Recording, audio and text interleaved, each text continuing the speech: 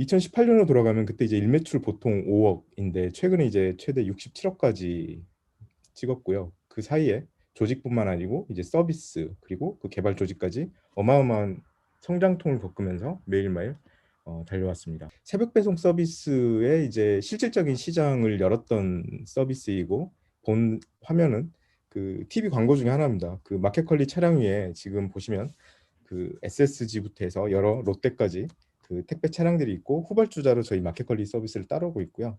지금 뭐 시장 규모 면에서도 SSG닷컴은 이제 수도권에서 이제 저희를 따라 다시 충청, 세종까지 확대하는 것을 목표로 저희를 쫓아오고 있는 형국입니다.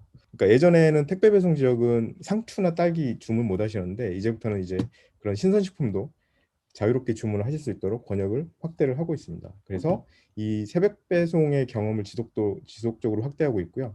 그 대전하고 세종 같은 경우에는 굉장히 매출이 많이 증가를 해서 많은 분들이 택배로 이 길로 받아보던 게 새벽으로 오는 거에 대해서 만족도가 굉장히 높은 상태입니다. 그래서 지금 뭐 울산이라든가 부산을 포함한 전국 확대를 지속적으로 모색을 하고 있습니다. 그리고 이제 저희가 가장 고민하는 것 중에 하나가 사실 패키징입니다. 그 로켓 프레쉬나 오아시스하고 뭐가 다르냐라고 하면 저희는 고등어 꼬리가 녹지 않아야 되고 배송했을 때 하겐다즈 겉면도 딱딱해야 됩니다. 포크를 꽂았을 때 쉽게 파지면 안 됩니다. 그리고 전복은 싱싱하게 살아있게 고객 집 앞까지 배송을 해야 됩니다. 기본적으로 이게 목표이기 때문에 패키징에 대해서 다양한 연구를 했고요. 지난주에 저희가 재사용 포장재라는 컬리박스 가장 우측에 있는 컬리박스를 출시를 해서 이제 베타 테스트에 들어갔습니다. 여기서 한 가지 이제 보시면 그 SSG 박스나 오아시스 이렇게 재사용 포장재를 제공해주는 업체들을 보시면 컬리만의 어떤 그런 엣지가 살아있지는 않습니다. 저희는 마켓컬리 브랜드 로고도 저희 자수로 새겼고요. 아래 보시면 스트랩 밴드도 내부 안주머니에 있습니다. 그 서비스 성장 이야기를 좀 해드리겠습니다. 저희가 이제 작년에 매출 1조이고 올해는 거의 2조를 목표로 제가 입사할 때는 약 1,600억 정도 됐는데요. 굉장히 매출 성장이 가팔랐고 그 가구 침투율은 이제 전국적으로 5%입니다. 그래서 이게 가파르게 성장을 하고 있고 이건 두 가지를 의미합니다. 아직 5%이기 때문에 아직 시장을 침투할 여지가 많이 남아 있고요. 반대로 이제 수도권에서는 상대적으로 침투율이 높기 때문에 이제 신규 유저의 가입, 신규 가구의 가입이 조금 더뎌지고 있는 상태입니다. 그리고 이제 투자 관점에서 좀 경험들을 공유를 드리고자 합니다. 제가 이제 2018년 9월에 입사를 했는데 그때 아마 6월부터 제가 입사에 대해서 논의를 했었고 그 시점에 이제 시리즈 C가 확정이 된 상태였습니다. 그래서 저는 이제 이전 회사는 저는 이제 뭐 삼성하고 뭐 SK 플래닛 그리고 NC 소프트라는 좀 산업 영역을 넘나들면서 있다가 갑자기 그때 이제 스타트업 열풍도 불고 해서 이직을 했는데요. 그때 이제 시리즈 C 투자가 확대된 상태에서 이제 회사를 돌아보면 아래와 같습니다. 일단 전사적으로 한 200명 수준이고 저희 개발팀은 대략 20명 수준이었습니다. 그래서 피자 두 판이 한 3개 정도만 있으면 되는 수준이었고요. 그리고 뭐 기획 디자인이나 QA도 해서 그렇게 많은 분들이 있지는 않았습니다. 이 정도 조직 규모에서 물류 커머스 그리고 뭐 SQA 뭐 클라우드 운영까지 다 하고 있는 상태였고 그리고 이제 사업은 기꺼이 늘어나면서 이제 주문 건수는 뭐 4만 건에 이르게 되고 이제 사업적으로 확대를 하기 위해서 이제 신선식품 외에 이제 저희가 그 고양이라든가 강아지 먹거리도 판매하기 시작하면서 이제 다양한 상품 카테고리 확대를 하기 시작합니다. 저희가 2018년에서 이제 IDC 이관을 했고요. 이제 모놀리식 서비스 유지를 한 상태로 이관을 하고 제가 처음 갔을 때는 그 아무런 로그 서버에 디버깅 로그가 떨어지지 않는 상태였습니다. 그래서 허겁지겁 서버가 죽으면 분석할 수 있도록 이제 로그 파이프라인을 구축하는 일부터 제 일이 시작했던 것 같습니다. 그리고 이제 보안 문제도 해결을 하기 위해서 보안은 이제 뭐 KMS라든가 이제 보안 이제 키 관리 시스템들을 도입을 해서 개인 정보를 암호화하는 시스템들 도입하고 사업이 무너질 수 있는 그런 크리티컬한 포인트들을 찾아서 이제 정비하는 작업들을 했었습니다. 이건 이제 트래픽 그래프인데 저희가 이제 코비드 전보다 대략 주문 마감 시간 전에 주문 기준으로 이제 거의 2배 이상의 트래픽이 몰립니다. 그리고 이 주황색 그래프를 보시면 이제 보통 11시가 지나면 주문이 빠지는데 뭐 마스크 제이코가 이타카 마스크인가요? 그 제이코 알람이 보내지면 다시 그 트래픽이 폭증하게 됩니다. 그래서 이런 것들의 어떤 시스템 변칙적인 트래픽을 소화하지 못하면 저희가 이제 사업을 더 이상 지탱할 수 없는 상태에 이르게 되고 이게 기존 시스템에서는 이게 더 이상 쉽지 않은 선택이었습니다. 그래서 대규모 아키텍처를 리팩토링을 해야겠다라는 생각을 했고요. 그래서 근본적인 문제 해결은 왼쪽을 보시면 그 모노리식이라는 구조로 이커머스가 뭐 크게 DB가 있고 와스가 있습니다. 그리고 물류 쪽이 있고요. 근데 이게 뭐 쿠폰이라든가 이런 개별 어떤 저희는 도메인이라고 부르는데 이런 서비스들이 모두 그 하나의 DB를 보고 있는데 저희가 지금 하고 있는 작업은 뭐 결제, 뭐 프로모션, 재고 이런 거를 개별 DB로 다 분리를 하고 서비스 간에는 API나 비동기 방식으로 통신하는 형태로 아키텍처를 다 바꾸고 있습니다. 이제 유명한 회사들 뭐 쿠팡, 뭐 네이버는 이미 다 마이크로 서비스로 갔고요.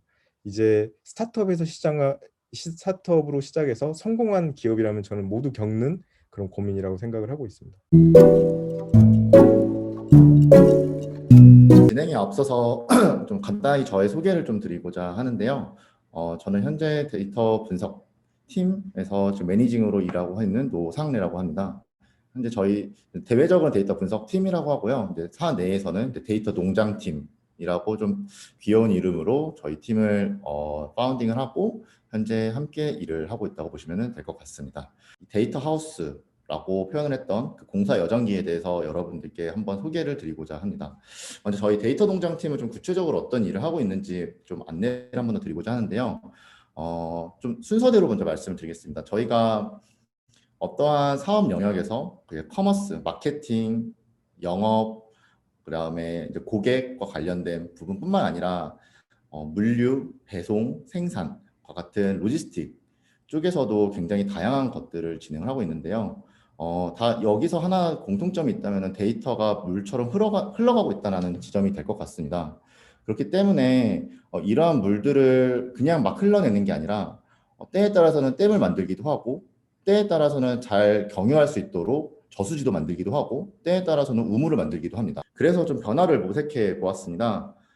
사용자분들, 즉 내부 고객, 동료분들께서 여러 가지 데이터들을 활용을 하고 필요로 한데 사실 가장 큰 문제점이 바로 보안에 대한 이슈, 그리고 실제로 라이브 서버에서 운영되기 때문에 운영에 대한 안정성에 대한 부분, 이러한 고민이 있었습니다. 하지만 저희는 여러 가지 문제를 해결하기 위해서는 기획을 해야 되고 분석을 통해서 접근을 해야 되고 실험을 해봐야 되는 상황이 있었는데, 그래서 우리 회사에서 서비스 인프라로 진행되고 있는 여러 IT 인프라들을 데이터 분석가들이 쉽게 활용할 수 있고 뿐만 아니라 현업에 계신 분들도 데이터를 활용할 수 있도록 하는 분석용 데이터 인프라를 설계를 해볼 수 있었습니다. 사실 이렇게 만든 가장 큰 이유는 딱 두 가지 이유 때문인데요. 적시에 문제를 하고 적절하게 문제를 해결하기 위해서는 언제나 시간이라고 하는 부분을 아껴둘 수 있어야 되는 부분이라고 생각했습니다.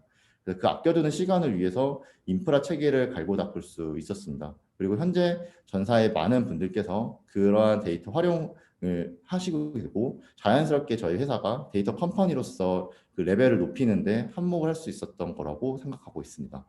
마지막에 이제 여러분께 이 메시지를 전달을 할 수 있을 것 같습니다. 이렇게 지금 채석공이 돌을 깨고 있는데요. 처음에는 안 깨집니다. 그 내가 하고 있는 의미가 무슨 의미인지도 잘 느껴지지도 않습니다. 데이터 하나하나의 롤을 보고 이게 과연 분석으로서 얼마나 효과가 있을까라는 생각들이 참 많은 것 같습니다. 하지만 저희가 단지 돌을 자를지라도 언제나 대성당을 마음을 그리면서 일을 했을 때 그 모습이 비록 언젠간 대성당이 안 될지라도 정말로 되게 소중하고 중요하게 이 조직을 운영을 하고 사업을 영위할 수 있는 부분으로 연결되는 점에서 앞으로도 되게 열정적으로 일할 수 있는 기반이 되었던 것 같습니다. 저도 질문 하나 드려도 될까요? 네, 그럼요. 우선 강의 너무 잘 들었고 감사드립니다. 저는 상품 감사합니다. 추천 알고리즘 관련돼서 궁금한데 제가 실구매자 입장에서 파스타 면을 샀으면 다시 추천 제품에 다른 브랜드의 파스타 면이 뜨는 게 대부분이었는데 그게 뭐 파스타 재료나 아니면 어울리는 음료가 아니라 그 제품 기반으로 다시 추천해 주는 그 알고리즘이 얼마나 효과적인지가 궁금합니다.